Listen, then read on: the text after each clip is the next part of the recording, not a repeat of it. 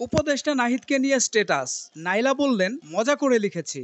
তথ্য সম্প্রচার এবং ডাক টেলিযোগাযোগ ও তথ্য প্রযুক্তি বিষয়ক উপদেষ্টা নাহিদ ইসলামের বাসা ঢাকার খিলগাঁও দক্ষিণ বনশ্রীতে। এর ঠিক কাছাকাছি বসবাস করেন মডেল অভিনেত্রী নাইলা নাইম। সমন্বয়কের বাড়তি নিরাপত্তার কারণে মধুর বিপাকে পড়েছেন তিনি জানিয়ে ফেসবুকে একটি স্ট্যাটাসও দিয়েছেন আইটেম গার্ল খ্যাত এই অভিনেত্রী। ফেসবুকে নাইলা নাইম লিখেছেন, আমি আছি এক প্যারায়। সমন্বয়ক নাহিদ ইসলাম আর আমাদের বাসা কাছাকাছি। ওনার অতিরিক্ত সেফটি মেনটেন করার জন্য বাসায় যাইতেও জ্যাম, বাহির হইতেও জ্যাম, জ্যাম খাই 2 বেলা। বিষয়টি নিয়ে যোগাযোগ করা হলে নাইলা নাইম বলেন, এটা মজা করে লিখেছি, এর বেশি কিছু না। মূলত আমার বাড়ির সামনের রাস্তা খানাখন্দে ভরা, রাস্তার অবস্থা বেহাল, একটুতেই সেখানে পানি জমে যায় আর যানজট সৃষ্টি হয়, এজন্যই প্যারার মধ্যে আছি কথাটি লিখেছি। তিনি আরো বলেন, একজন উপদেষ্টাকে বাড়তি নিরাপত্তা দেওয়া হবে, এটাই স্বাভাবিক। এ নিয়ে আমার বা আমাদের আশেপাশের কারো কোনো সমস্যা নেই, কিন্তু সমস্যা হলো ওই একটাই, জ্যাম।